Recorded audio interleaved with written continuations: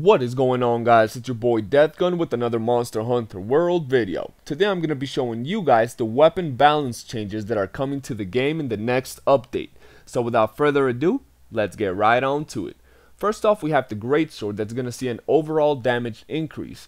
Charge slash 2 and 3 are going to have a damage increase, as well as strong charge slash 2 and 3, making it a much harder hitting weapon, maybe hinting at stronger foes.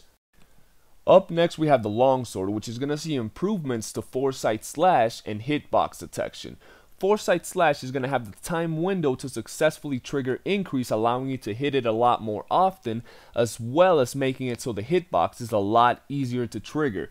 Not only that, but it's going to increase the angle that a player can control the direction of the attack, making it a lot more usable. On top of that, Spirit Helmbreaker is also going to make it that when you're in the air about to land the Spirit Helmbreaker, you cannot be interrupted until you actually reach the ground. Overall, giving us a lot more usability and keeping us in the flow of battle a lot longer. Up next we have the Sword and Shield, which is going to have round slash damage increase and improved slinger usability. We're going to make it so we can now use the slinger while we have our weapon drawn. I feel that they could do a lot more for this weapon. It's not underwhelming, but they could make it a little better. Up next we have the hammer, which is getting its stun values modified. First off, charged upswing and charged brutal upswing, both tier 2 attacks, are getting their stun values increased, as well as charged big bang. All these attacks are going to make it so the hammer actually works a lot better and functions the way it's supposed to do. Now we have the hunting horn, which is going to have a general attack power increase. The encore effect for the self-improvement melody now also increases your attack power, which is really cool, guys. It's going to make it so it's a more viable weapon, and overall is going to put it in par with a good hammer build, making it hopefully a more used class. Alright, up next we have the gun lance, which is getting reduced sharpness loss for shelling, and they've also made some attacks stronger.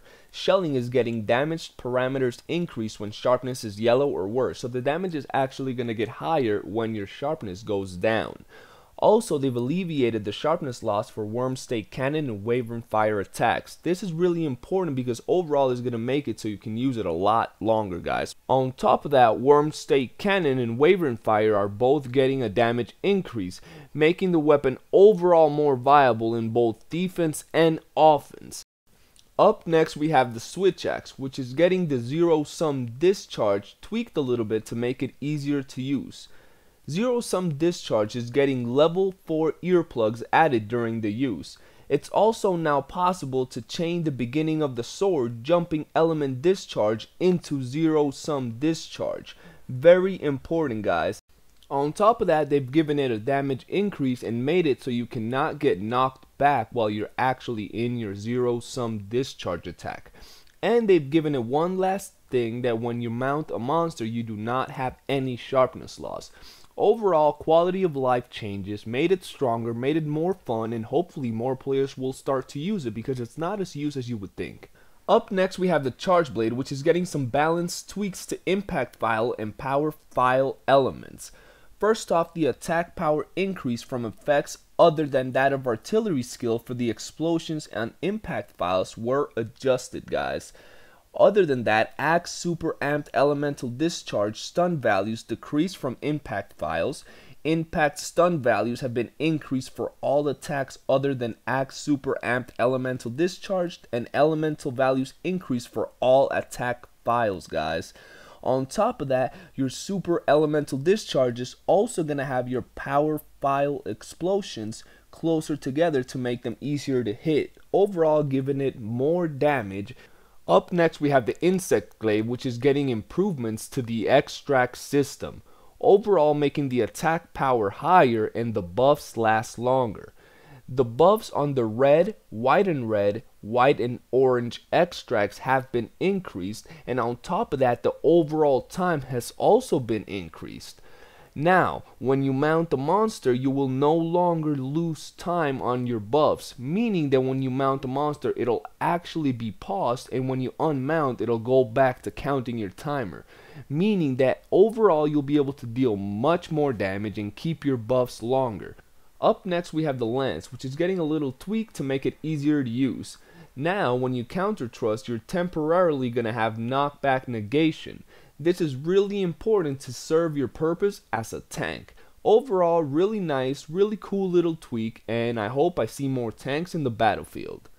Up next we have the dual blades. Now they've made it so demon gauge is easier to maintain. Awesome, guys. Demon gauge can now be increased by demon mode round slashes and demon fury rush, so keep that in mind. And on top of that, they fixed the bug where you cannot cancel demon mode while transitioning from a demon dodge. So overall they made it a lot smoother, and now you can actually stay and keep up demon gauge and demon mode a lot longer, guys. Up next we have the bow, and for this they have fixed various bugs. For dashing shot they have fixed the bug where the spread and power shot skill effect was applied twice, and they've also fixed where Dragon Piercer could be shot in any direction you were aiming your camera regardless of the direction your character was facing. Now it will shoot directly in the straight direction your character is facing, so keep that in mind when you next go into battle, all you bow users out there. And last but not least, we have light bowgun and heavy bowgun.